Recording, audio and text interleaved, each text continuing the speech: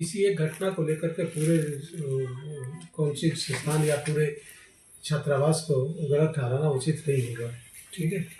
अब देखिए, छात्रावास तो कई हमारे भी हैं, हमारे भी छात्रावास हैं, तो उसमें हम लोग निगरानी रखते हैं।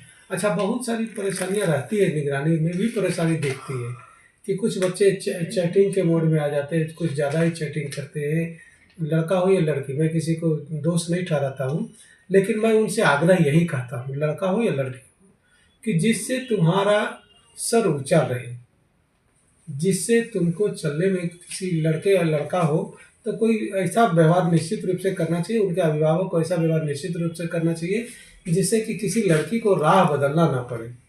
ये तो लड़कों लोगों के लिए है। लड़कियों के लिए भी मैं आग्रह करूँगा कि देखिए, कोई भी सब्ज-बाग दिखा करके अगर आपको प्रलोभन दे करके कुछ कहता है तो इसके सब्ज-बाग में मत पड़िए। सब्ज-बाग बहुत आगे ले चला जाता है और यहाँ तक कि देखें कि मृत्यु तक भी पहुँच जाता है। तो किसी के सब्ज-बाग में मत रहिए, और कोई भी परेशानी हो तो अपने अभिभावक को ज़रूर कहिए। कोई भी परेशानी, अगर गलती से किसी परेशानी में पड़ गए हों तो अपने अभिभावक के पास ज़रूर कहिए। हम भी बच्चे लोग को यही समझाते हैं कि देखो, तुम्हारे पिताजी तो बाद में, पहले हम यहाँ हैं।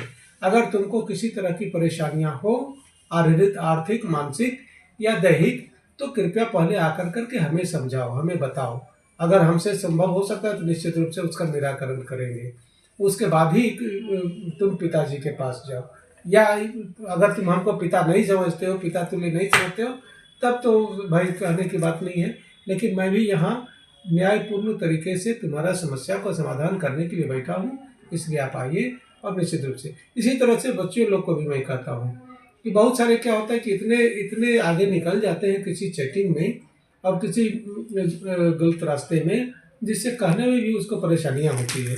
तो इस परेशानी को दूर कीजिए। सबसे बड़ा जन्म से लेकर करके तुमको इस पल्लवित पुष्पित करने तक में जो सबसे ज़्यादा सिंचित हुआ, सबसे ज़्यादा जो तुम में मेहनत लगा है, वो तुम्हारा परिवार है।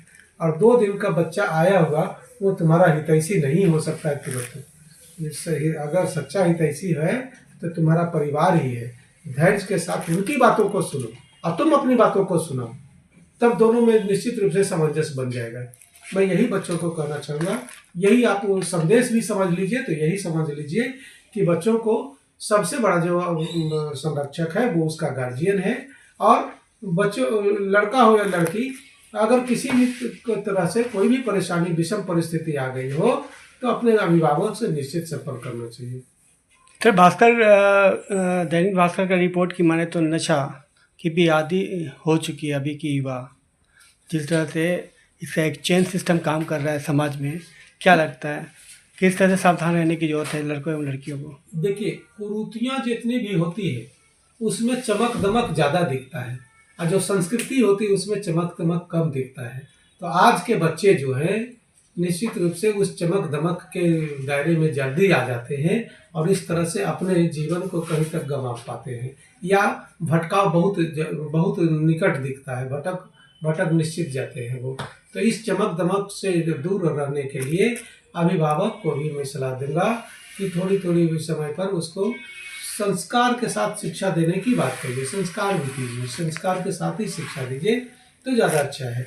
इसीलिए हम लोग अपना एक चलाते हैं, कार्यक्रम भी चलाते हैं जिसमें हम हमेशा कहते हैं कि संस्कार के साथ अगर शिक्षा है तो उपयोगी है, संस्कार के साथ अगर शिक्षा नहीं है तो वो अनुपयोगी है। चाहे वो साइंटिस्ट भी अगर हो गया हो, मतलब वैज्ञानिक भी बन गया हो, लेकिन अगर उसमें संस्कार नहीं है तो उसकी जो खोज होगी वो विनाशकारी